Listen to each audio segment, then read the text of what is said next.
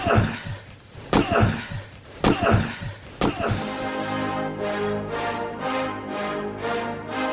rolls out to the right, pitches off to Taylor, and Taylor's to the 20, down to the 15, down to 10, 5, 4, 3, 2, 1.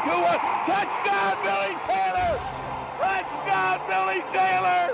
Billy Taylor scored a touchdown from 21 yards out. The crowd goes berserk. It was November 22nd, 1969. That they came to Barry, Michigan, all dressed in maize and blue. The words were said, the prayers were read, and everybody cried. But when they closed the coffin, there was someone else inside. Oh, they came to Barry, Michigan, but Michigan wasn't dead. And when the game was over, it was someone else instead. 11 Michigan Wolverines put on the gloves of gray, and as the organ played the victors, they laid Woody Hayes away. Under center is Wangler at the 45. He goes back. He's looking for a receiver. He throws downfield to Carter.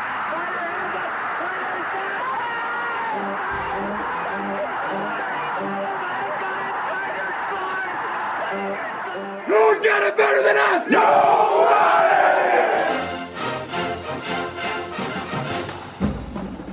Welcome to the Michigan Man Podcast on Wolverine Sports Radio, a member of the V-Sporto Network, and in partnership with SB Nation's Maize and Brew, for Wolverine fans from coast to coast. Go Blue, and welcome to our Washington Visitors edition of the show. I'm your host, Mike Fitzpatrick. For the first time this season, we hit the road. It's off to Husky Stadium for a primetime night game with Washington. Joining us today will be Elise Woodward, who is the radio sideline reporter on the Washington Huskies Radio Network. We'll also hear a few of Sharon's thoughts from his Monday presser. Saturday was another stressful game to watch. I think we better get used to it. The tale of two halves of football.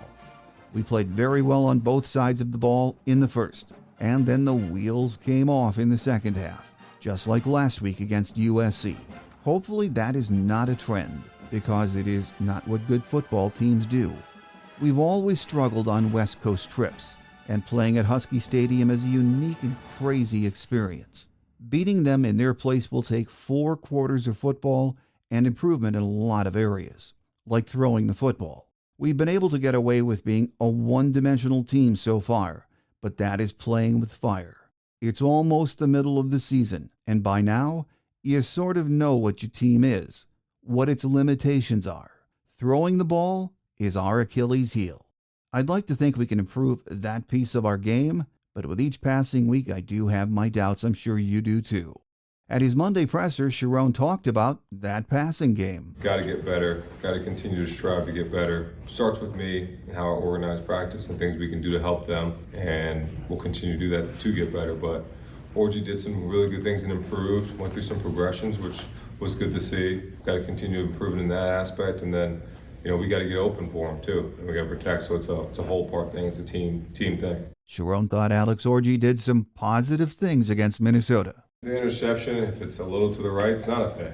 Colston will tell you he's got to help him, but we also probably need to progress on, and we have Donovan down the sideline. So there's those things it's football. That's going to happen. But he made some steps in the right direction, progressing all the way to a backside dig was huge, which we haven't done here in a long time. And so it was good for him to do that and make a nice access throw to the field to Kendrick and do some things around the pocket.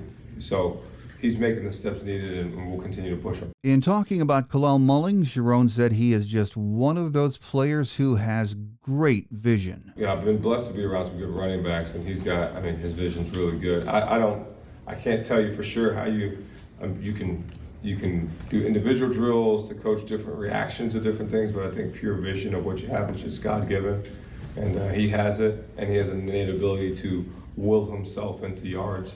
We were talking about it. There was something blocked for 1 and he got 4. There's a guy in the backfield, he makes a miss and he gets first down. He runs over a safety in the hole. So he's unbelievable, and glad he's on our team. From what he's seen on tape, he thinks the Huskies are a really good ball club. I think they're a really good football team. Obviously it starts with the quarterback. On offense, he does a really good job distributing the ball. I don't think he's thrown a pick. Got a lot of yards, and the running back's really good too. Sound running back. Can make you miss, can run over you, and on defense, sound defense. They're going to challenge you. Play a lot of man coverage, a lot of cover 1. So expect a heavy box. So we got to do some good things on the outside to go win. For the last 5 weeks, we've been saying, this week we'll learn a lot about this Michigan team. You can say it again this week. My guest today says Huskies fans are saying the same thing. Up next is sideline reporter Elise Woodward from the Washington Huskies Radio Network. So stay with us.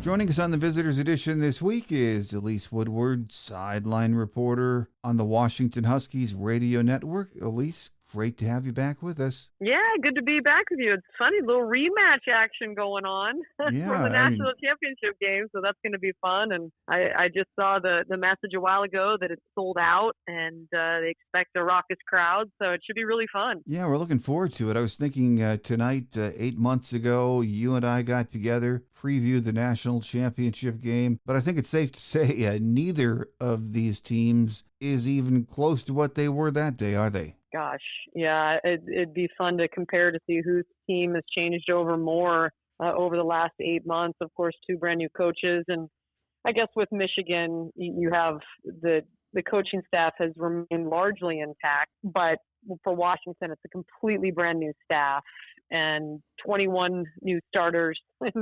It's certainly a brand new feel at Washington. And Jed Fisher did a really nice job of going in the transfer portal and I think building what is a real respectable squad. I think they've played better in a lot of areas than I expected them to due to all the losses, but they've just shot themselves in the foot in their two losses, and they've outgained their opponents and they've done some really nice things, but the penalties have absolutely crushed them, and it's kept them from being 5-0. Oh, absolutely. I mean, it was such a tough loss on Friday night. Very deceiving, as you mentioned, with the statistics, because if you watched the game, and I did, you saw the Huskies roll up 521 yards of offense to Rutgers 299, but missed 3 field goals, which I know is way out of character, including the 55-yard attempt as time expired. Just too many mistakes, but in the red zone in particular. Yeah, and the red zone is something that really hurt them in their loss in the Apple Cup versus Washington State as well. They've proven that they can move the ball consistently. They've had a nice balance. Jonah Coleman is an absolute bruiser, and he's got good bursts too. Their running back who transferred in from Arizona with Jed Fish. And their quarterback, Will Rogers, is coming over from Mississippi State. He throws a really nice ball. He's got 10 touchdowns, no interceptions. His completion percentage is over 70%. So he's been doing a ton of great things. It really, for Washington, there's been two areas that have been crushers. Third down conversions, both offensively and then defensively allowed. Their defense has been very stout, but Rutgers got them on the third down conversions. They outplayed them in that one particular area, and it just was a crusher. And the penalties, untimely, brutal, 15-yarders. The penalty right before halftime of blocking a field goal, having the ball and having time to go down and at least get a field goal or potentially a touchdown. And instead the call was reversed because a rambunctious freshman got too excited and ran onto the field to celebrate. It's just mind-boggling. Yeah. It is mind-boggling. They had offensive linemen down in the red zone jump on a guy that was already on the ground, 15-yard penalty, and it took, they've been drive killers. And the penalties were much worse against Washington State in that loss, but penalties at Rutgers were as crushing. They weren't as many, but they were just as crushing and played as big a part in the game, just the inability to overcome those. And it's been the reason why specifically that they have suffered two losses where they could have certainly won and maybe should have won, but it goes down as an L in the in the final ledger, which is all that matters. Yeah, I have to think Coach Fish is really impressed with Will Rogers. I was watching him play, and that receiving core, I mean, it's clearly not the star-studded group we saw in the national championship game, but led by former Wolverine Giles Jackson. He has 34 grabs so far this year. Denzel Boston, 30 catches, 7 touchdowns. Talk about that group and your impressions of them so far, Elise. Yeah, it's pretty incredible when you look at last year's wide receiving core. Yeah. 3 were all drafted in the top 2 rounds of the NFL draft, in Jalen McMillan and Rome Odunze and Jalen Polk. And then Jeremy Bernard moving on to Alabama with Kalen DeBoer. He will be playing in the NFL. Giles Jackson, who's back, and he started the year, he set a record. I think it was 18 targets and 18 catches. And he just looks like he's a senior. He looks confident. He looks quick. He's breaking tackles. He's been really good this year as not just a guy in the slot, which is, where we've seen him for a long time, but he's taken the top off the defense quite a few times this year. So he's having an outstanding start to his senior campaign. Denzel Boston is a redshirt sophomore that is a big target, 6'4", 205, I think is what he's listed at. And he's got a long reach. He's gone up and made contested catches.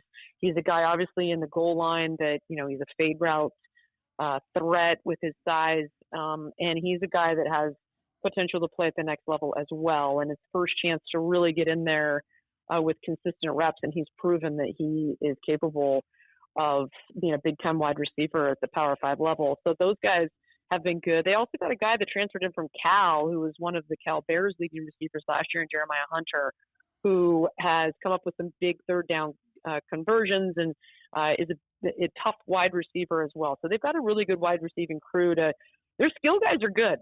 You put the skill guys for Washington up with anybody in the Big Ten, and you go their running backs are 3 deep, and all of them can change a game. Certainly Jonah Coleman, who was banged up at the end of the Rutgers game and didn't play in the last series, and you wonder what would have happened.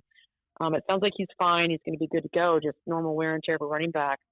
But Cam Davis coming back as a 6-year senior, he's had some really tough carries. And then true freshman who looks like he's about 28 in Adam Muhammad.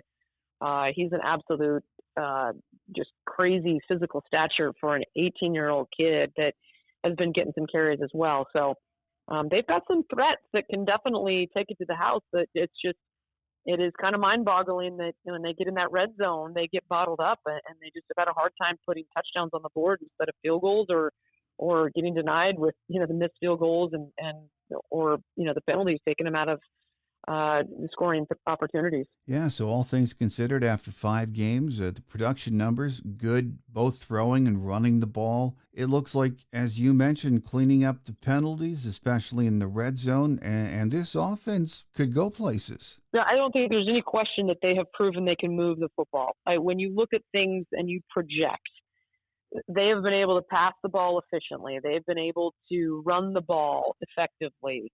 And it has not been a problem in any of the games so far this season.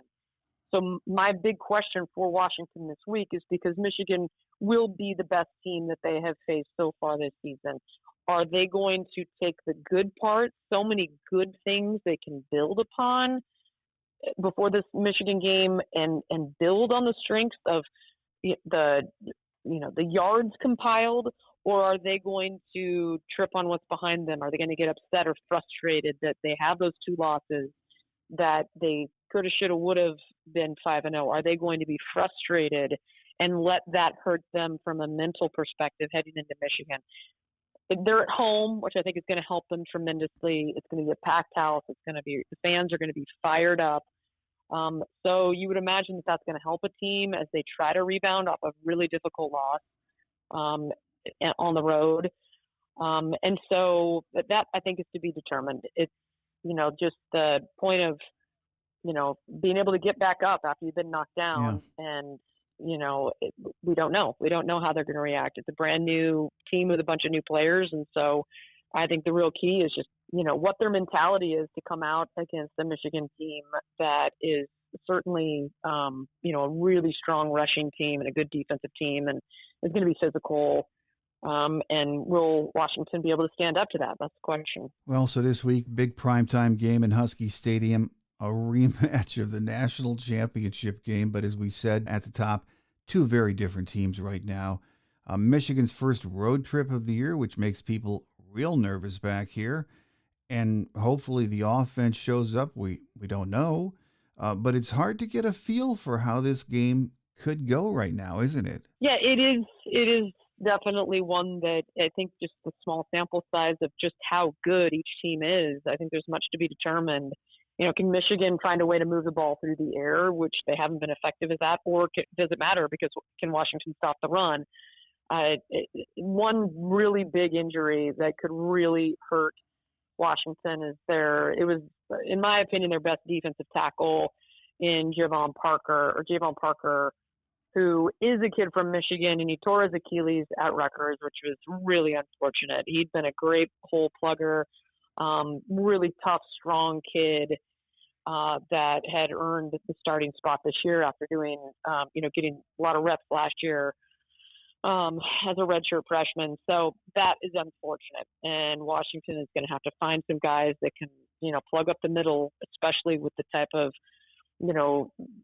just ground it, pound it style that Michigan wants to bring to Seattle. So that's going to be a major point of emphasis for Washington, is finding a way to be tough up front against that run game when they're missing one of their best D tackles on the roster. Well, final question before we let you get away, Elise. Just about everyone you talk to in the Michigan orbit has great things to say about the atmosphere, the scenery, the whole game day experience from our past visits out there. It is just a very special game day environment. It's very unique, isn't it? I've been lucky enough to be on the sideline for over 2 decades and have been able to be at a lot of great stadiums all over the country. And I don't think there is a prettier place in the professional or the collegiate football world to watch a college football Saturday, any football Sunday. It's right on the water of Lake Washington. Hundreds of boats line up, and they have a taxi service on the water to get you into the game. And you literally walk less than 100 yards to get into the stadium from the lake. And it's supposed to be a gorgeous Saturday, probably about 70 degrees is the high, maybe high 60s. The sun will be setting during the middle of the game. And the crowd is loud. It's one of the loudest stadiums in the nation. It has the big old overhangs that were built with a specific purpose, and that is to trap that noise. And before they redid the stadium, about 10 years ago, the press box used to shake when the crowd got stomping. Like, you literally felt like it was an earthquake, and it was kind of scary. But they redid that, so it feels a little bit more stable, but it's an incredible environment. And for all the fans that are going to be out here visiting from Ann Arbor, it was a wonderful time when we went back there a few years ago to Ann Arbor in the big house, and the atmosphere and, the 100,000 plus that are in the stands and Mr. Brightside, that was fun. It was incredible. The tunnel is one of my favorite game day places that I've been able to visit.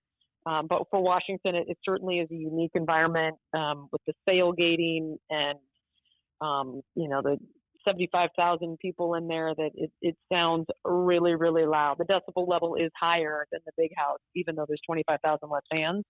It's loud, and it gets shaken on third down defense for sure. So it's a really fun environment, and, the Husky fans, hopefully they're all welcoming of the Wolverine fans, and it's a great college football Saturday. Well, we're all looking forward to it, and hopefully the game matches the scenery and the environment. After watching both teams, I'm not sure, but everyone is looking forward to it, no doubt about it. It's going to be fun. It is going to be fun, I guarantee that. Here with us today has been Elise Woodward, who's the sideline reporter on the Washington Huskies Radio Network, who has a crazy busy schedule during game week, like most of us I know. So, Elise, I thank you for taking the time to join us and look forward to another visit in the future. No problem. We will have a good game on Saturday, and I always appreciate you reaching out. Always happy to do it.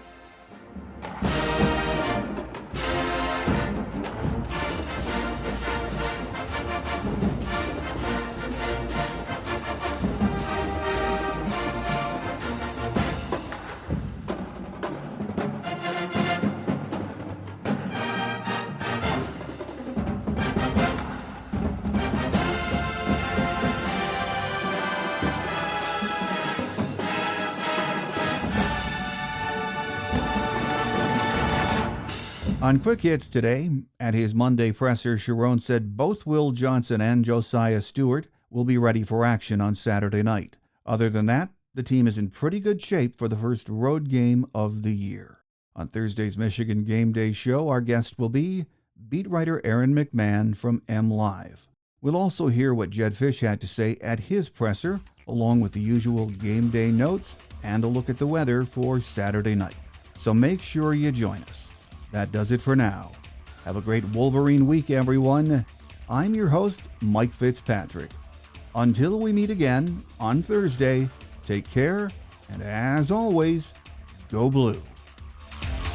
Thanks for joining us today on The Michigan Man, here on Wolverine Sports Radio, a member of the V Sporto Network, and in partnership with SB Nation's Maize and Brew.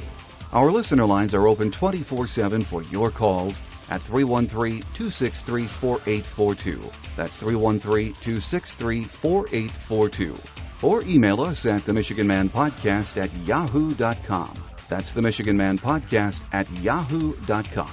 The Michigan Man Podcast is produced at the studios of Robin Lynn Productions, Allen Park, Michigan, and is not affiliated with the University of Michigan. Go Blue!